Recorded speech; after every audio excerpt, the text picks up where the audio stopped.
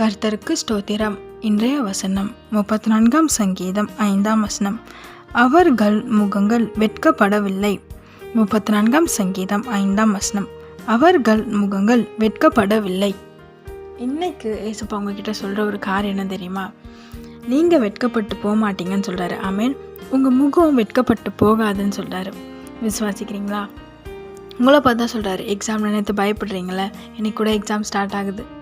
Exam நினைத்து பயப்படுறீங்க, இல்லாட்டி என் ஃப்யூச்சர் எப்படி இருக்கும், இந்த காலேஜில் அட்மிஷன் கிடைக்குமா, என் பிஸ்னஸ் என்ன ஆகும், என் ஃப்யூச்சர் என்ன ஆகும், திருமண வாழ்க்கை என்ன ஆகும், இந்த இடத்துல இப்படி ஆகிடுமோ, பயத்தோடு கலக்கத்தோடு இருக்கிறீங்களா? உங்களை பார்த்து இயேசுப்பா சொல்கிறார், நீ வெட்கப்பட்டு போக மாட்டேன் மகனே மகளே, நான் உன் கூட இருக்கிறேன்னு சொல்கிறார். ஆமேன்.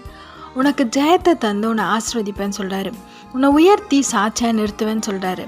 ஆமேன்.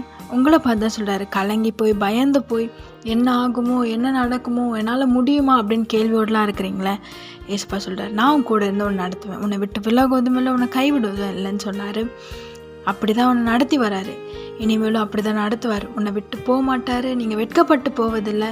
அவர் உங்கள் கூடவே இருந்து உங்களை ஆசீர்வாதத்தை உயர்த்துவார். ஆமேன்.